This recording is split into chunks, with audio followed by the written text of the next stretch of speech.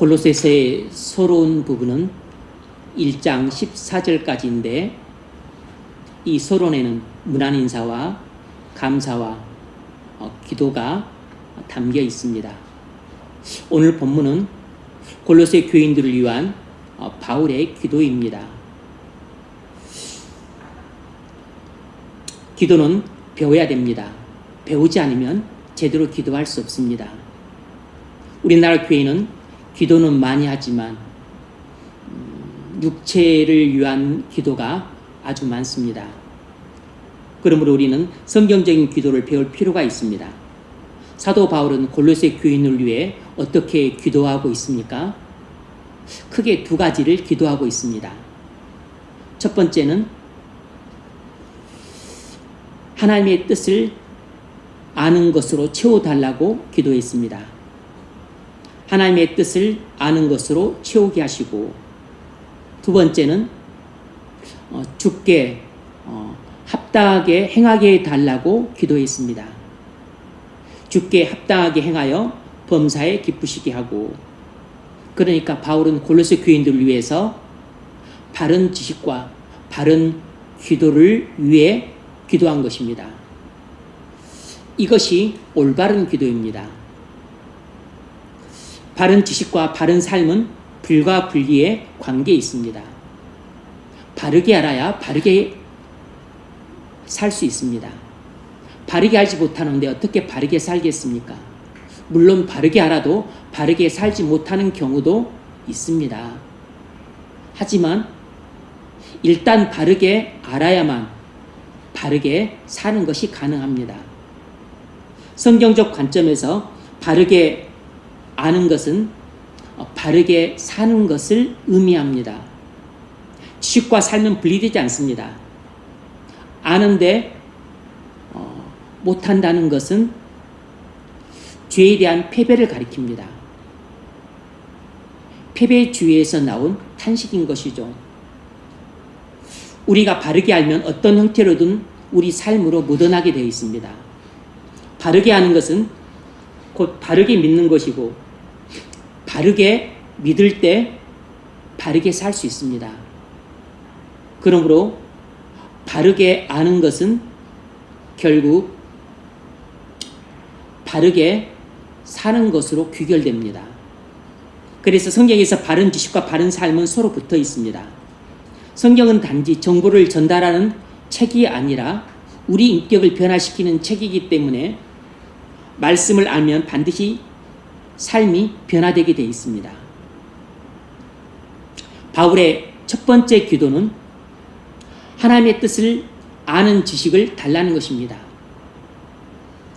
바른 지식을 위한 기도였습니다.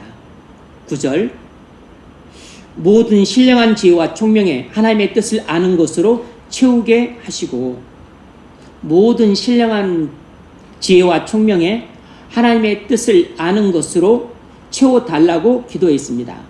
여기서 지혜는 성경으로부터 원리를 축적하고 조직하는 능력을 말합니다. 지혜는 성경 속에 담겨 있는 진리를 이해하고, 그리고 그것을 또 축적하고, 그리고 또 여기저기로 이렇게 나름대로 조직하는 능력을 말해요. 반면에 총명은 이 원리를 우리의 삶에 매일같이 적용시키는 능력을 말합니다. 그러니까 총명이란 일종의 지혜를 우리 삶에 적용하는 능력이라고 말할 수 있습니다. 그러니까 지혜와 총명이 비슷한 오이지만 서로 다른 뜻을 갖고 있어요. 지혜는 성경 속에 담겨 있는 원리를 이해하고 축적하고 조직하는 능력이고, 총명은 이 원리를 매일같이 우리 삶 속에 적용하는 능력을 말합니다. 하나님의 뜻을 아는 지식이란 하나님 말씀 속에 계시된 하나님의 뜻에 대한 깊고 철저한 지식을 말합니다. 하나님 말씀 속에 계시된 하나님의 뜻을 정확하게 그리고 깊이 있게 그리고 철저하게 아는 지식을 가리켜요. 바울은 골로새 교인들의 신령한 지혜와 총명에 하나님의 뜻을 아는 지식이 채워져서 하나님의 뜻을 분별하여 삶의 현장에서 구체적으로 적용하며 살기를 기도하고 있습니다. 여러분, 우리가 예수를 믿으면 어떤 일이 일어날까요? 우리가 예수를 믿으면 예수 안에 있던 지혜와 총명을 얻게 됩니다. 그래서 예수를 믿은 모든 그리스도인 안에는 지혜와 총명이 자리 잡게 돼요. 그래서 우리는 예수를 믿는 순간부터 신령한 지혜를 통해 하나님의 뜻을 알게 되고 또 신령한 총명을 통해 그 지혜를 우리 삶 속에 구체적으로 적용시킬 수 있게 됩니다. 우리가 예수를 믿는다면 우리에겐 신령한 지혜와 총명이 있습니다. 우리에게 매일 하나님 말씀 속에 계시된 하나님의 뜻을 아는 지식이 더해질 때 우리의 신령한 지혜와 총명이 점점 성장하게 됩니다. 다시 말하면 성경에 내재된 원리를 이해하고 축적하고 조직하는 능력이 뛰어나게 돼서 이 원리를 실제 우리의 삶에 적용시키고 실천하는 이 능력도 출중하게 된다는 것입니다. 제가 여러분을 위해 이렇게 기도해야 되고 여러분도 여러분 자신을 위해 이렇게 기도하셔야 됩니다. 여러분은 예수 안에서 신령한 지혜와 총명을 얻으셨습니까? 여러분의 신령한 지혜와 총명이 자라나려면 하나님의 뜻을 아는 지식이 채워져야 합니다.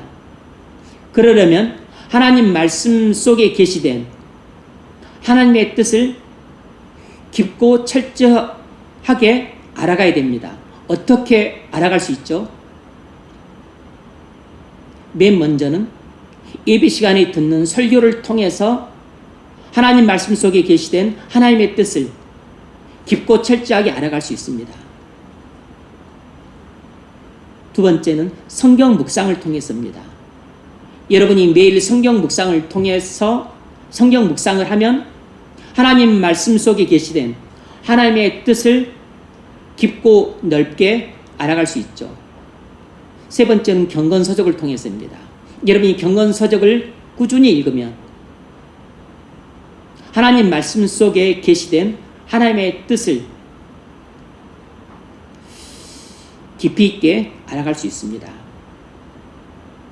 물론 우리가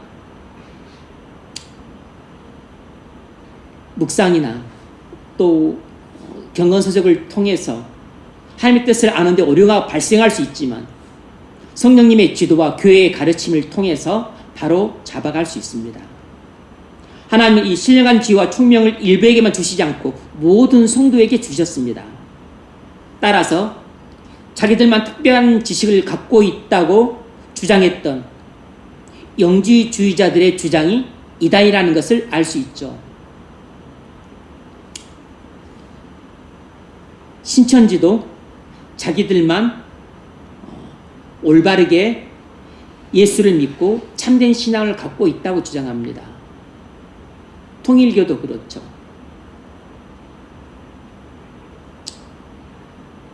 하나님의 교회도 그렇습니다. 이단들입니다. 성도는 이 신령한 지혜와 총명을 가져야만 성도로서 삶을 살 수 있습니다. 여러분이 신령한 지혜와 총명이 없다면 성도로서 삶을 살 수 없어요. 여러분의 신령한 지혜와 총명이 티끌 같다면 여러분은 성도의 삶을 티끌처럼 작고 초라하게 살아갈 수밖에 없습니다. 여러분의 신령한 지혜와 총명이 바다처럼 넓고 크다면 여러분은 성도의 삶을 바다처럼 넓고 크고 풍요롭게 살아갈 수 있다는 뜻입니다. 신령한 지혜와 총명을 가진 사람은 하나님의 뜻을 알아갈수록 하나님의 인도를 점점 더 잘 받아갈 수 있습니다. 하지만 아직 신령한 지혜와 총명을 갖지 못한 사람은 하나님의 인도를 받는 데 있어서 크게 어려움을 느끼기 때문에 목사의 도움을 받는 게 꼭 필요합니다. 기본적으로 신령한 지혜와 총명을 가진 성도는 본인의 문제는 본인이 하나님의 인도를 받아야 합니다. 이것이 기본 원칙이에요. 그 점을 로마서 8장 14절이 잘 말해줍니다. 무릇 하나님의 영의 인도를 받는 사람들은 곧 하나님의 아들이라. 무릇 하나님의 영의 인도를 받는 사람들은 곧 하나님의 아들이라. 무슨 말입니까? 성도는 성령의 인도를 받는 사람이라는 뜻입니다. 그러니까 여러분이 성도라면 그 안에 있는 신령한 지혜와 총명을 통해서 성령의 인도를 받으며 살 수 있습니다. 요한복음 16장 13절도 이 점을 말합니다. 진리의 성령이 오시면 그가 너희를 모든 진리 가운데로 인도하시리니. 진리의 성령이 우리를 진리 가운데로 인도하신다고 말씀하셨습니다. 여러분, 성령은 우리를 진리 가운데로 인도하시는 분이세요. 그러므로 여러분에게 성령이 내주에서 신령한 지혜와 총명을 받으셨다면 그 성령은 여러분을 진리로 인도하실 것입니다. 그래서 신령한 지혜와 총명을 받은 성도는 본인의 문제를 본인이 성령의 인도를 받아가면서 해결할 수 있습니다. 그러므로 목사가 여러분 대신 하나님의 인도를 받지 않고 여러분이 직접 하나님의 인도를 받으셔야 됩니다. 여러분의 문제에 대한 하나님의 뜻을 목사가 알아서 대신 대답해 주지 않고 여러분이 말씀을 통해서나 기도를 통해서나 설교를 통해서나 하나님의 뜻을 알아서 여러분의 문제를 해결해 가셔야 됩니다. 목사가 여러분에게 여러분 문제에 대한 하나님의 뜻을 일일이 알려주지 않습니다. 그런데 많은 경우는 이렇게 설교를 통해서 10사람이든 100사람이든 1000사람이든 10,000사람이든 한 편의 설교를 통해 여러분이 갖고 있는 현실적인 많은 문제들에 대한 해답을 하나님이 알려주세요. 하나님이 이 예배 때 전해지는 말씀을 통해서 성령께서 여러분 각자의 필요한 문제에 대한 또 의구심에 대한 또 난제에 대한 그런 해답을 알려주시고 그리고 갈 길을 인도해 주십니다. 교회는 목사가 여러분에게 직접 하나님의 뜻, 하나님의 인도하심을 알려주지는 않아요. 교회가 그런 공동체가 아닙니다. 만일 그런 일은 누가 하냐면 무당이에요. 샤머니즘에서 그런 일도 일어납니다. 어떤 사람이 점쟁이에게 올해 승진할 것 같습니까? 못할 것 같습니까?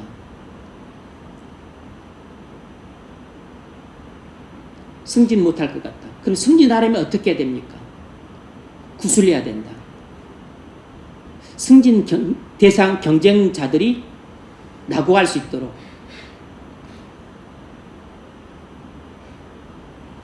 그들을 저주해야 된다. 이런 식으로 알려줍니다. 누가 알려주죠? 무당이 알려줍니다. 샤먼이 알려줘요. 그러니까 이런 짓은 샤먼이나 무당이 하는 짓이지 목사가 하는 일이 아니에요. 물론 자신의 문제나 자신에게 직면해 있는 상황에 대해서 하나님의 뜻을 잘 모르겠고 하나님의 인도를 잘 구하지 못할 때 그때 목사에게 와서 상담을 구하고 기도를 요청하고 그리고 지도를 부탁할 수 있습니다. 그런 것까지 잘못이라는 뜻은 아니에요. 그런데 매사 모든 문제를 목사에게 묻는 식으로 해결해서는 안 된다는 뜻입니다. 왜냐하면 목사는 무당이 아니기 때문에. 목사는 주수사가 아닙니까?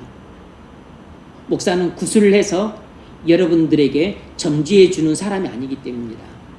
그런데 무당은 그런 짓을 해요. 그래서 무당에게 점을 치거나 또 어떻게 해야 좋은 짝을 만나는가, 이 사람이 우리 아들에게 좋은 배필인가, 우리 딸에게 좋은 남편감이 될 수 있나, 어디로 이사를 가야 되나, 저 땅을 사야 되나 말아야 되나, 건물을 팔아야 되나 말아야 되나, 우리 애가 이번에 어느 대학 어느 학과를 가야 되는가, 이런 것에 대해서 모든 것을 늘 점장님을 찾아와서 묻는 사람들이 있습니다. 그런 사람들은 완전히 점장에게 구속된 노예들이에요. 점장이가 손가락을 자르라면 자를 겁니다. 집을 팔고 서울에서 부산 내려가면 내려갈 거예요. 어리석은 자들입니다.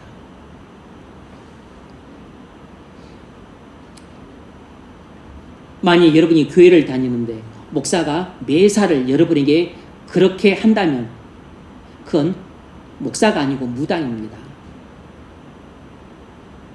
그런데 실제로 그 우리나라 초엘리트들, 우리나라 최고 학벌을 가지고 그리고 아주 어려운 시험을 패스한, 사시나 행시나 외시를 패스한 그런 사람들이 실제로 사는 삶의 모습은 완전히 무당의 노예가 되어서 살아가는 모습입니다. 승진할까요? 못할까요? 물어보고 왜 승진 못합니까? 승진하면 어떻게 해야 됩니까? 그래서 부적을 갖고 다닙니다. 부적을 집안에 붙여두고 지갑에 넣고 다니고 옷에 붙이고 다녀요. 기독교는 각 성도가 하나님의 인도를 받아서 결정하고 자기가 책임지는 윤리적인 종교예요. 여러분, 우리가 한 나라의 지도자를 뽑을 때 그가 기독교를 꼭 믿지 않더라도 불교나 일반적인 윤리적인 종교를 믿을 때에는 그것에 대해서 기독교에서도 크게 터부시하지 않습니다. 그런데 샤만을 믿는 것, 주술에 빠지거나 무속에 빠져 있는 경우는 특히 기독교에서 많이 질타를 하고 그리고 비난을 합니다. 여러분, 일반 종교와 무속은 다른 것이에요. 샤만은 다른 것입니다. 왜냐하면 무속은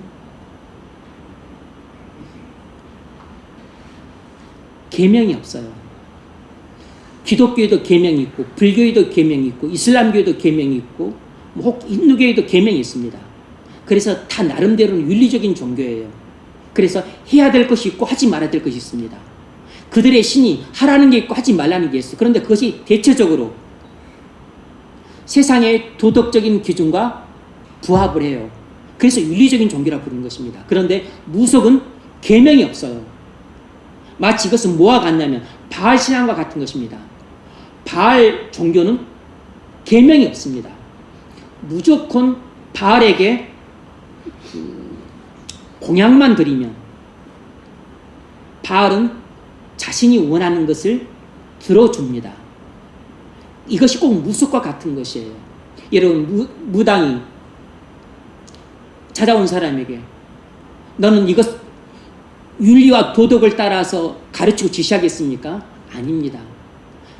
그 찾아온 사람이 원하면 어떤 사람을 위해서 저주도 해주고 그리고 죽으라고 척살굿도 해주고 또는 그 집 어떤 집이 망하라고 부적도 붙였습니다. 온갖 비윤리적인 행위들을 다 해요. 그래서 무속에 빠지면 안 되는 것입니다. 그런 사람이 한 나라의 지도자가 되면 나라 전체가 위태로운 것이에요.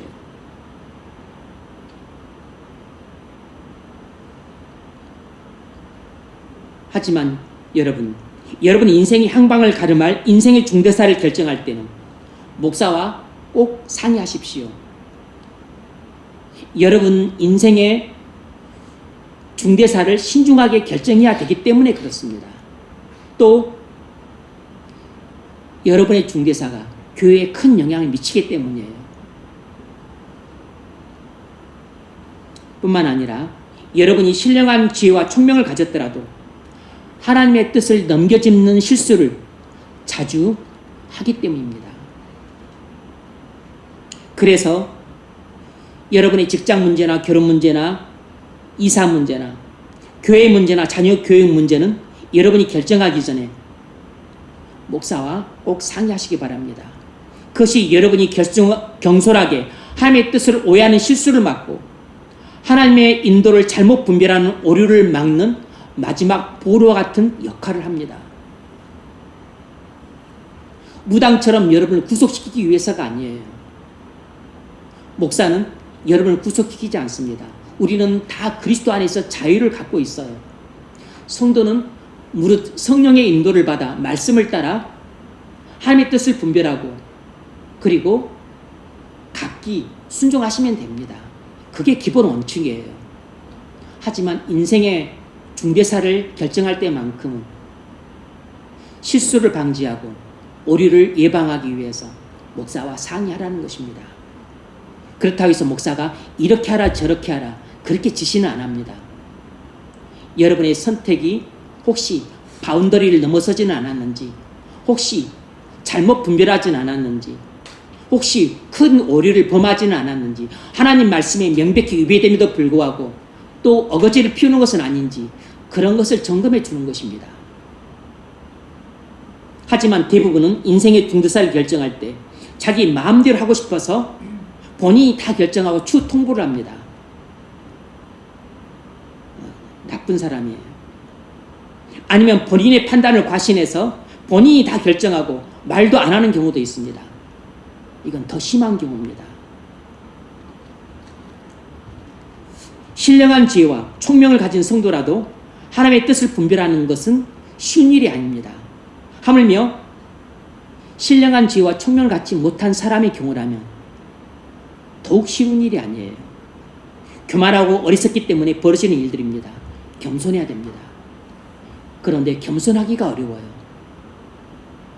문제는 겸손하고 싶어도 겸손해지는 게 어렵다는 것입니다. 항상 교만이 문제예요. 교회는 어떻게 세워질까요? 목사 한 사람이 성도들을 다 끌고 다니는 공동체가 아닙니다. 교회의 몸을 구성하는 모든 지체가 목사의 지도를 받아 하나님의 뜻을 함께 분별하면서 교회를 세워가는 것입니다. 성도 한 명 한 명이 중요해요. 몸을 구성하는 모두가 자기 역할을 잘 감당할 때 교회가 은혜롭게 세워집니다. 그래서 바울은 모든 골로새 교인들이 하나님의 뜻을 분별할 수 있게 달라고 기도를 했습니다. 목사 혼자서만 하나님의 뜻을 알고 그리고 성도들을 다 모가지 끌고 간다면 굳이 그렇게 기도를 할 필요가 없죠. 나만 잘하면 된다 할 텐데 그러지 않고 사도 바울 자신도 알아야 되지만 골로새 교회의 교인들 모두가 하나님의 뜻을 분별해야 되기 때문에 하나님의 뜻을 아는 지식을 더해달라고 기도했습니다. 우리도 이렇게 기도하면서 신앙생활을 해야 됩니다. 이런 교회가 은혜로운 공동체예요. 바울의 두 번째 기도는 주께 합당하게 행하여 범사에 기쁘시게 하는 삶을 살게 해달라는 기도였습니다. 바울은 골로새 교인들을 위해서 바른 삶을 위한 기도를 했습니다. 바른 삶을 위한 기도. 10절 주께 합당하게 행하여 범사에 기쁘시게 하고. 오늘은 9절 10절만 살펴보고 다음 시간에 또 그 다음을 살펴보겠습니다. 성도의 행위의 기준은 주께 합당한가 하는 것입니다. 주께 합당하게 행하여 범사에 주를 기쁘시게 하고. 이건 대단히 중요합니다. 여러분의 행위의 기준이 주께 합당한가 하는 것이라는 것을 알고 계셨습니까? 성도는 세상의 기준에 따라 살지 않습니다. 성도의 행위 기준은 기분이 아니에요. 내 편인가 하는 것이 아닙니다. 세상의 성공과 출세도 아니에요. 돈과 권력과 명예도 아닙니다. 이익도 아니에요.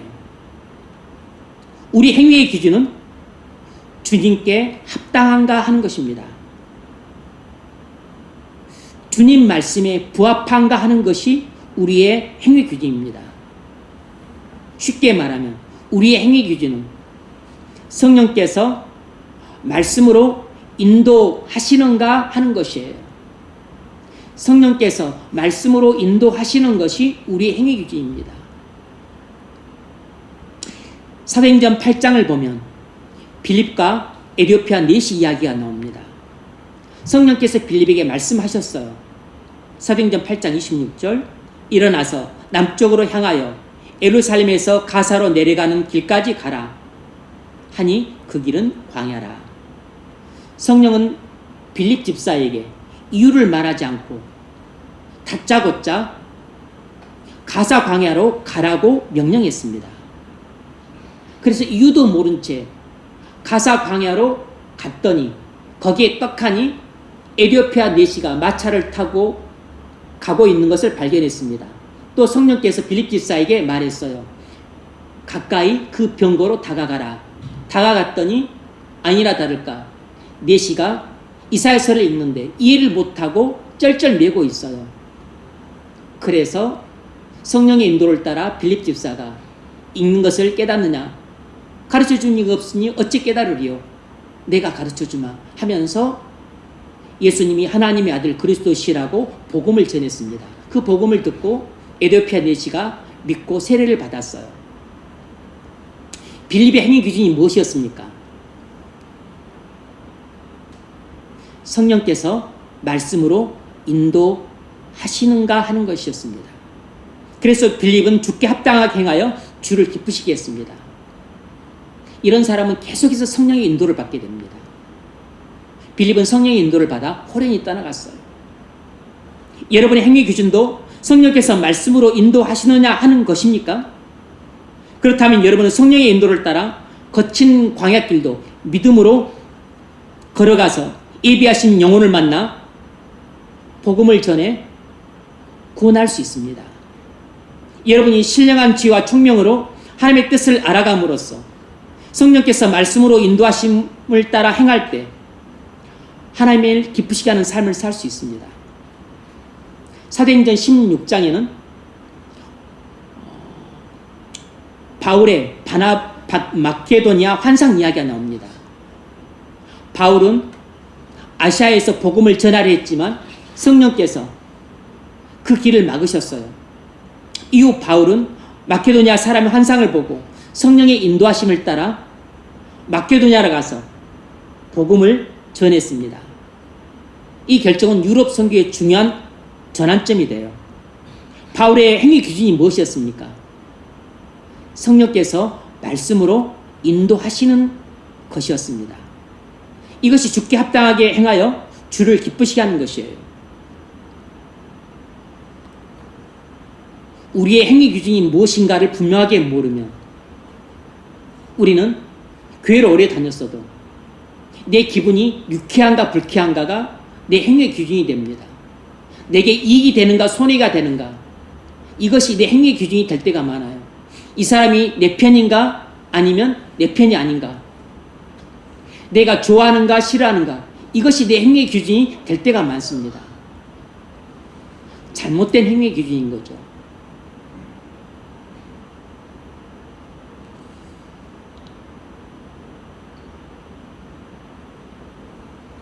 여러분이 선한 의도로 어떤 일을 하려고 하는데 성령께서 그 길을 막고 다른 방향으로 인도하실 수 있습니다. 그러면 성령께서 인도하시는 대로 방향을 바꾸셔야 됩니다. 물론 이런 경우는 흔치 않아요. 대부분은 여러분이 어떤 중요한 문제를 말씀에 명백히 어긋나게 결정하려고 할 때 성령께서 말씀으로 그렇게 하지 말라고 말씀을 하십니다. 멈추라고 말씀하세요. 스탑이라고 성령께서 여러분 마음에 그렇게 말씀하시는 소리가 분명히 들릴 때가 있습니다. 그러면 여러분은 성령의 말씀을 듣고 멈춰야 됩니다. 스탑하셔야 돼요. 길이 아닌 길을 걸어가면 안 됩니다. 하나님이 금지하신 길을 꼭 그 금지, 그 막대기를 또 들어 올리고서 거기에 또 기어코 또 걸어 들어가고 또 자동차로 질주하면 안 됩니다. 성령께서 말씀으로 순종의 길을 보이시면 그 길을 순종하셔야 됩니다. 여러분의 행위 기준은 성령께서 말씀으로 인도하시는가 하는 것입니까? 그렇다면 여러분은 주께 합당히 행하여 범사에 주님을 기쁘시게 하는 삶을 살 수 있습니다. 이런 사람이 되시길 바랍니다. 주께 합당히 행한다는 것은 복음과 진리에 순종하는 것입니다. 우리는 복음과 진리에 순종해야 됩니다. 이것이 주께 합당히 행하여 주를 기쁘시게 하는 삶이에요. 이것을 우리 경제적인 문제에 적용해 봅시다. 성도는 부동산 투기하지 말아야 됩니다. 주식 투기에서 일확천금을 꿈꾸지 말아야 돼요. 물론 회사 경영자가 정당한 방법으로 자금을 끌어모아 회사를 건전하게 성장시킬 수 있습니다. 그것은 잘못이 아니죠. 그건 충분히 인정할 수 있고 또 그렇게 자본주의 사회에서는 할 수밖에 없어요. 여러분이 회사를 다니는데 스톡옵션을 받아서 주식을 소유할 수 있습니다. 그런 것까지 잘못이라고 말하는 것은 아니에요. 하지만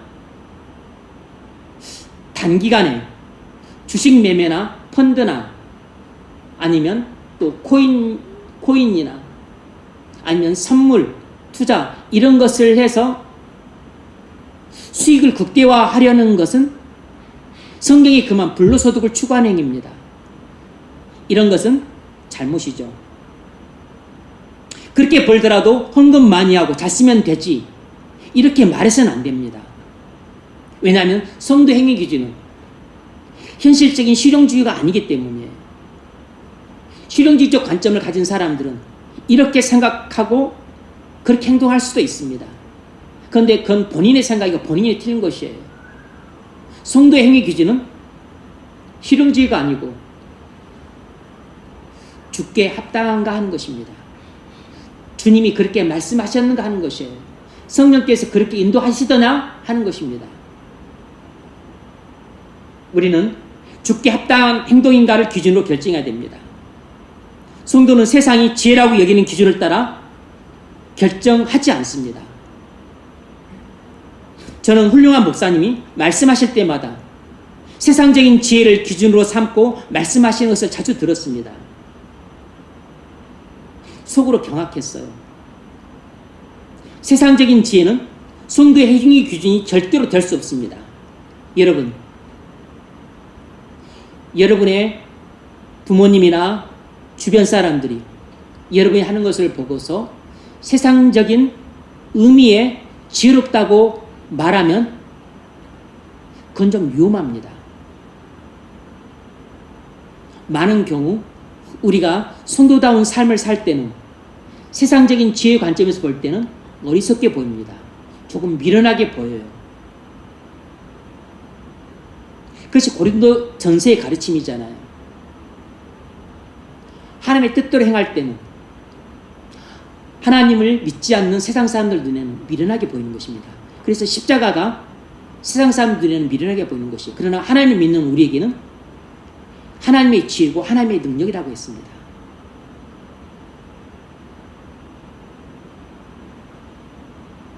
세상이 정한 보편적인 가치는 우리의 기준이 아닙니다.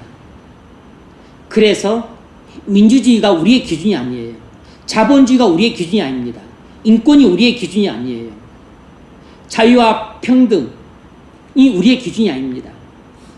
우리의 기준은 그리스도예요. 우리의 기준은 복음과 진리입니다.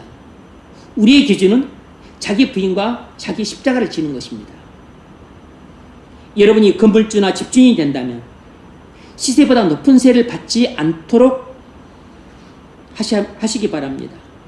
오르는 물가를 감안해 세를 올릴 수는 있지만 세입자가 감당할 수 없을 정도로 세를 높이 올려서는 안 됩니다. 그건 세상 사람들도 부득한 일이지만 더더구나 믿는 성도가 그렇게 하는 것은 대단히 불신앙적인 것이에요.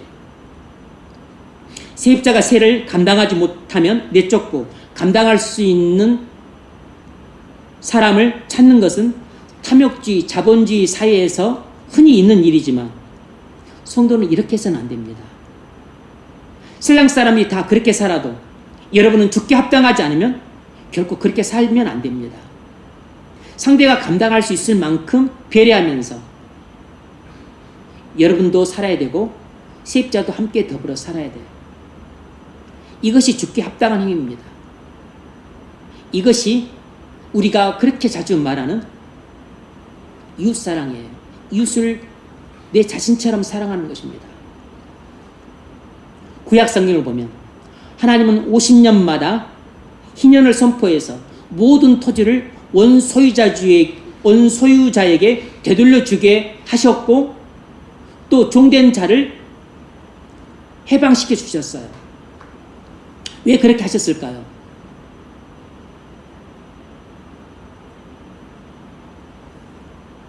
그렇게 하지 않으면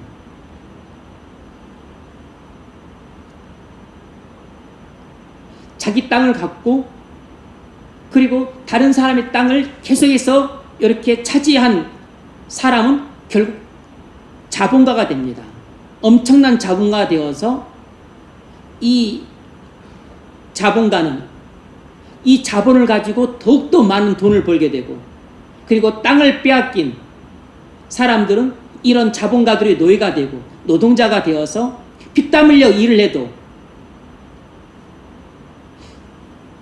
끼니 때우기도 힘든 상황 속에 살게 됐지만 자본가는 손끝 하나 일하지 않아도 편히 놀고 먹어도 자자손손 부자로 살 수 있는 그런 경제 구조가 왜곡된 사회가 되기 때문에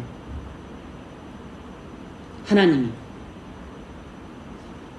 이스라엘을 이 땅에서 완전히 경제적으로 평등한 사회를 만들 수는 없었지만 50년마다 희년을 선포하는 희년 제도를 만드셔서 이것을 처음으로 되돌려 놓으신 것입니다.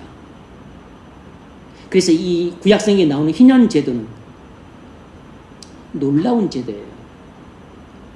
인간의 탐욕 때문에 경제적인 불평등이 생길 수밖에 없다는 것을 하나님은 미리 아시고 그것을 내버려 두면 이 경제적인 불평등이 심화되는 아주 더욱 타락한 사회 구조가 된다는 것을 아셨기 때문에 50년마다 이 경제적인 불평등이 심화된 이 타락한 사회 구조를 다시 뜯어 고치는 개혁을 하신 것이에요.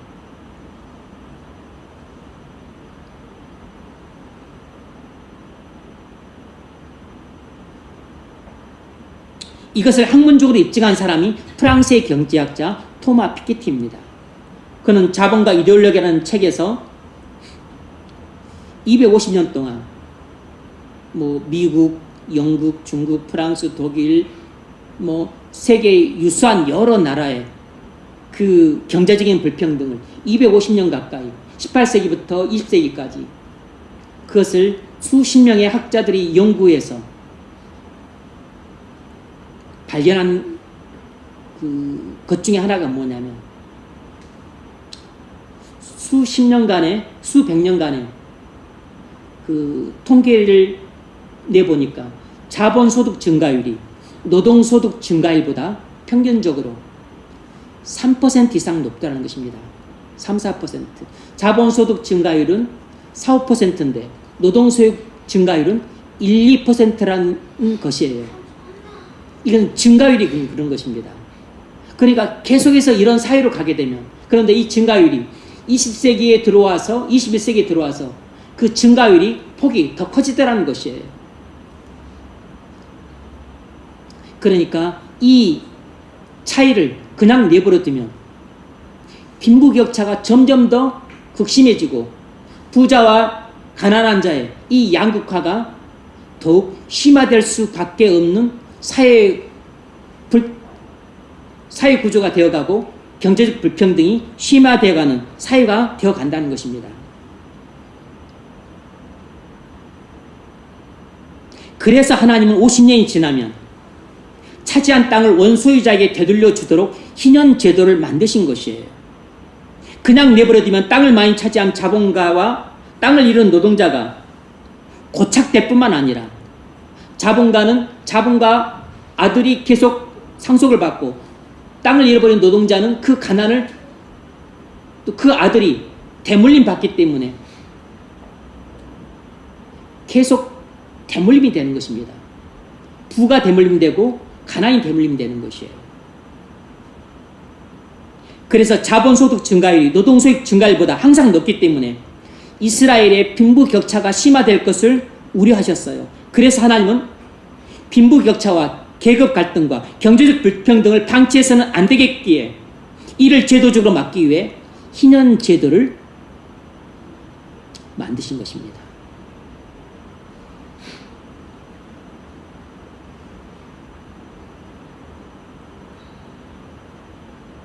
토마 피케티는 경제적 불평등이 평안이 아니라 필연이 아니라 정치적 사회적 선택의 결과고 이를 정치적 사회적 이데올로기에서 정당화되면서 유지되어 왔다고 분석했습니다. 특히 신자유주의 정책, 감세 정책, 금융규제의 완화 등이 부유층의 자본 축적을 더욱 가속화시키면서 불평등을 심화시켰다는 것입니다. 여러분, 성경이 경제 문제에 대해서 우리에게 뭘 말합니까? 고린도후서 13장 13절이 그 구약 성경을 인용하면서 뭐라고 말했죠? 많이 거둔 자도 남지 아니하고 적게 거둔 자도 부족하지 아니하였느니라. 뭘 말합니까? 하나님 나라는 경제 문제에 대해서 뭘 말하죠? 균등의 법칙을 말합니다. 균등의 법칙.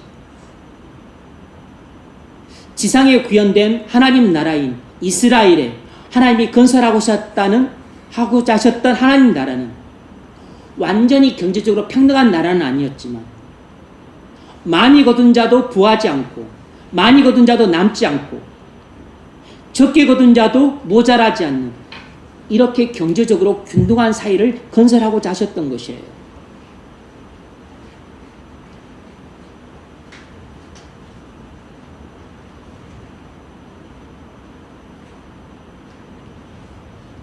그래서 오늘날 이 현대사회, 이 탐욕스러운 자본주의 이데올로기가 강하게 지배해서 해가 거듭될수록 빈부격차가 심화되고 부자와 가난한 자의 이 양극화가 심화되어가는 이런 경제구조는 하나님께서 말씀하셨던 지상에 구현시키고자 했던 하나님 나라인 이스라엘을 건설하고자 했던 이 경제 구조하고는 너무 거리가 멀게 돼요.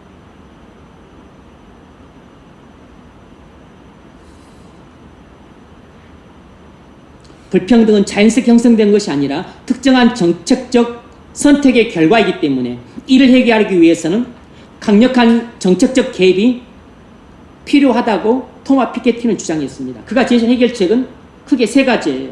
한번 들어보십시오. 첫 번째는 누진적 자본세와 부유세 강화입니다. 상위 부유층에게 더 높은 세금을 부과해서 부의 집중을 막아야 한다는 것입니다. 두 번째는 보편적 기본자산 제도예요. 모든 시민이 일정한 재산을 갖고 시작할 수 있도록 보장해야 한다는 것입니다. 세 번째는 교육과 복지 확대입니다. 불평등의 재생산을 막고 교육 기회와 의료 안전사회망을 강화해야 한다는 것입니다. 피케티는 평등한 사회를 위한 정책적 대안을 제시했어요. 누진적 자본세와 부유세를 강화해서 상위 부유층에게 더 높은 세금을 부과해서 부의 집중을 막아야 한다는 것은 성경의 가르침에 부합한 정책입니다. 저는 토마 피케티의 이 주장을 소개하는 것이 그 자체로 진리이기 때문이 아니고 이것이 경제 문제에 있어서 성경의 가르침의 정신에 부합하기 때문에 소개를 드린 겁니다. 우리나라가 꼭 이렇게 하자는 것이 아니고 그러니까 여러분이 우리는 성경의 정신을 배우잖아요. 성경의 원리를 배우잖아요. 균등의 원리를 배우셨잖아요. 많이 거둔 자도 남지 아니하였고 적게 거둔 자도 모자라지 아니하였느니라. 이것이 평균의 법칙입니다. 균등의 원리라고.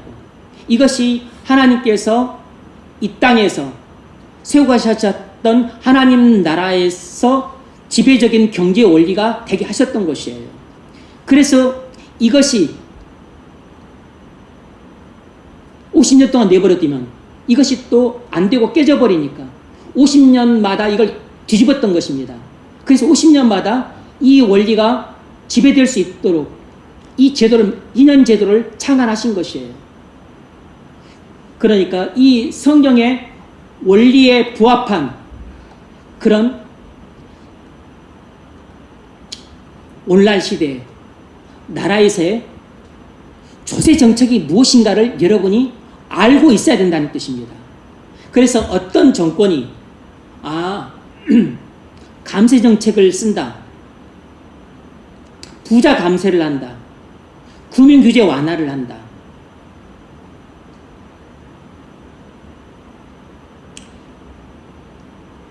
누진적 그 자본세, 누진세 같은 것을 오히려 약화시킨다. 그러면 이렇게 되면 빈부격차가 심화된다, 양극화가 심화된다, 이런 정도의 경제 지식은 갖고 있어야 되고, 그리고 우리가 살고 있는 이 콘텍스트를 알아야 돼요. 그래야지만 우리가 진리로 여기는 성경이라는 이 텍스트를 통해서 우리가 이해한 성경의 원리를 또 축적하고 조직한 이 성경의 원리를 이제 우리가 살고 있는 이 현실 세계라고 하는 콘텍스트에 적용을 해야 돼요.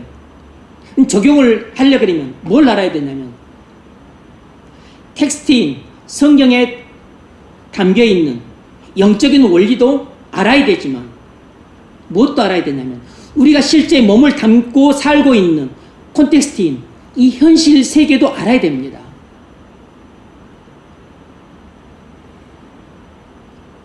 그래야만 이 우리가 몸담고 살고 있는 이 콘텍스트인 이 현실 세계에서 정부가 어떤 정책을 펼치거나 어떤 제도를 만들거나 또 어떤 정책을 행할 때 우리가 성경을 통해서 어떤 원리를 이해해요. 그래서 이 원리를 갖고 비춰봐야 됩니다. 비춰봐야 되는데 나는 성경에 나와 있는 성경 원리밖에 몰라요. 내가 몸을 담고 살고 있는 이 현실 세계, 이 자본주의라고 하는 거대한 사회구조, 내가 몸을 담고 살아가는 우리나라의 현실을 아무것도 몰라.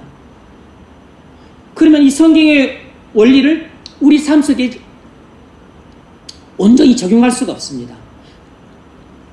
내가 몸을 담고 살고 있는 현실 세계 콘텍스트를 제대로 알지 못하면 우리가 성경을 통해서 도출해낸 이 성경의 원리를 피상적으로 적용할 수밖에 없고 단편적으로만 적용하게 되고 아니면 뜬구름 잡는 이야기만 하게 됩니다. 균형 잡힌 적용을 절대 할 수가 없어요.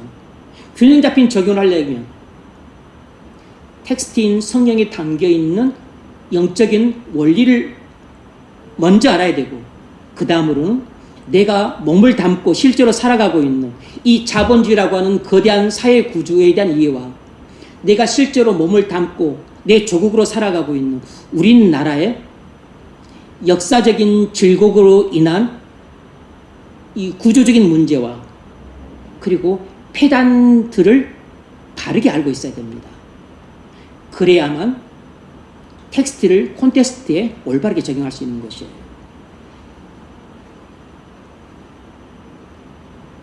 저는 토마 피케티의 이런 주장이 중요하기도 하고 또 기본적으로 성경의 경제 원리에 완전히 부합한 주장이기 때문에 소개한 것도 있지만 이 자체보다도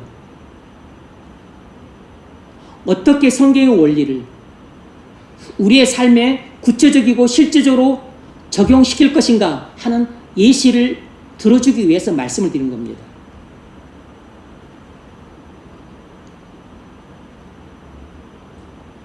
오늘날 자본주의 사회는 빈부격차가 점점 심화되는 악한 구조에 빠져 있습니다. 이런 시대에 성도로 부름받은 우리는 우리의 정체성과 하나님께 합당하게 사는 것이 무엇인지 똑바로 분별해야 됩니다.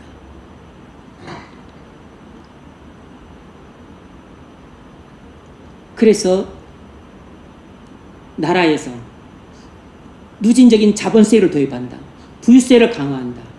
그리고 상위 부유층들에게 높은 세금을 부과해서 부의 집중을 막고자 한다. 이런 것은 정치 이데올로기에 따라서 사람들이 좋다 나쁘다 옳다 그러다 말하는데 우리는 절대 그러면 안 됩니다. 우리는 텍스트인 성경에 나와 있는 영적인 원리를 비추어서 판단을 해야 돼요. 그걸 판단하는 기준이 무엇입니까? 성경의 원리죠. 성경이 말하는 경제 원리입니다. 성경이 말하는 경제 원리가 무엇이에요? 많이 거둔 자도 남지 아니하였고 적게 거둔 자도 모자라지 아니하였느니라. 이것입니다. 균등의 원리예요. 평균의 법칙입니다. 그러므로 성경의 원리에 비춰보면 부유세를 도입하는 것은 옳은 것이고 상위 부유층에게 높은 세금을 부과해서 부의 집중을 막고자 하는 정책은 항상 옳은 것입니다. 미국 같은 경우는 1910년대 제 기억으로는 그렇습니다.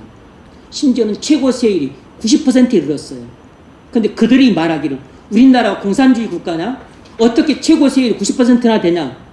이렇게 말하기도 했는데 실은 미국이 그때가 제일 잘 나갔습니다. 미국이 그때가 가장 균형 잡히고 그리고 부유하고 사회가 가장 안정된 사회였어요. 그 이후로 대통령들이 바뀌면서 최고 세율이 50%, 40%로 떨어졌습니다.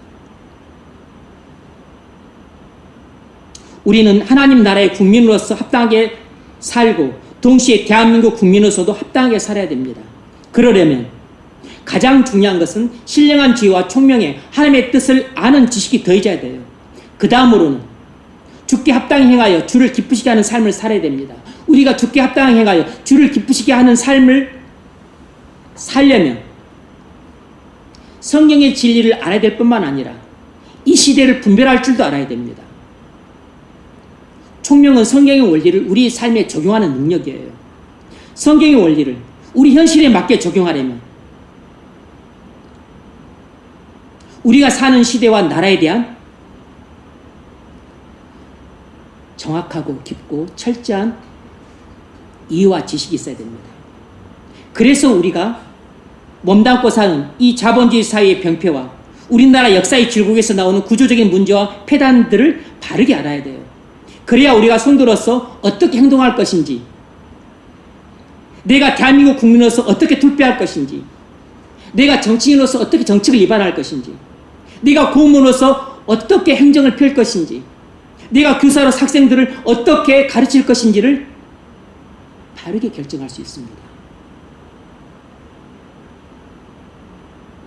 내가 몸담고 사는 자본주의 사회에 대해서 아무것도 모르고 내가 뿌리를 받고 살아가고 있는 우리나라의 역사의 질곡에서 나오는 구조적인 문제와 폐단들에 대해서도 전혀 알지 못하면 어떻게 콘테스트에 적용을 올바르게 하겠어요? 그럼 불가능합니다. 그럼 뜬구름 잡는 이야기만 하게 되고 항상 피상적인 적용에 그치고 말아요. 우리가 아무리 성경 원리를 잘 알고 있어도 우리가 몸담고 사는 자본주의 사회의 병폐와 우리나라 역사의 질곡에서 나오는 구조적인 문제점과 폐단들을 바르게 알지 못하면 현실적으로 구체적인 적용이 잘 안 됩니다. 그러면 맨날 뜬구름 잡는 이야기만 하게 돼요. 전혀 균형 잡히지 않은 삶을 살게 됩니다. 그것은 주께 합당한 행위가 아닙니다. 우리가 주께 합당하게 행하여 주를 기쁘시게 하려면 성경의 원리를 알아야 될 뿐만 아니라 성경의 원리를 적용할 우리가 몸담고 사는 현실 세계도 꿰뚫어 볼 수 있어야 합니다. 우리가 성경의 원리와 우리가 사는 현실 세계를 정확히 알 때 성경의 원리를 우리가 사는 현실 세계에 가장 균형 잡히게 적용할 수 있습니다. 우리는 약자들을 보호하고 배려해야 됩니다. 하나님이 우리에게 은혜로 주신 부를 혼자 배가 터지도록 먹는 탐욕으로 표출해서는 안 되고 나 혼자 향락을 즐기고 또 휴가지에 놀러 다니는 그런 쾌락으로 표출해서도 안 됩니다.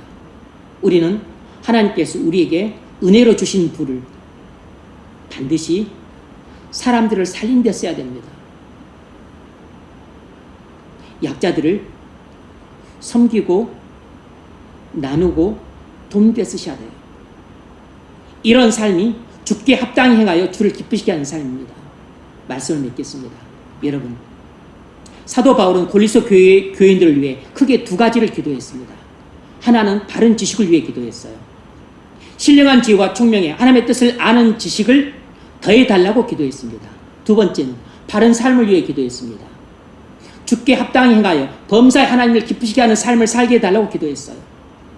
우리가 주께 합당히 행하여 주를 기쁘시게 하는 삶을 살려면 먼저 성경의 원리를 알아야 되고, 그 다음으로 우리가 사는 시대와 나라를 지배하는 정치 이데올로기, 경제 이데올로기, 사회 이데올로기에 대해서도 충분히 알아야 합니다. 그래야 신령한 지혜와 총명으로 균형 잡힌 적용을 해서 주께 합당히 행할 수 있습니다. 그럴 때 비로소 하나님을 범사에 기쁘시게 하는 삶을 살 수 있어요. 바른 지식이 있어야만 바른 삶이 가능합니다. 물론 바른 지식의 핵심은 성경을 통해 바른 원리를 이해하고 축적하고 조직하는 것입니다. 근데 뿐만 아니라 콘텍스트에 대한 지식도 필요합니다.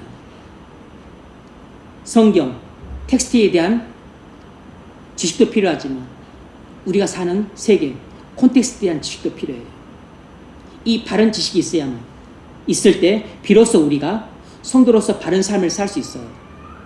그 바른 지식이 있을 때 비로소 우리는 성도로서 주께 합당히 행할 수 있습니다.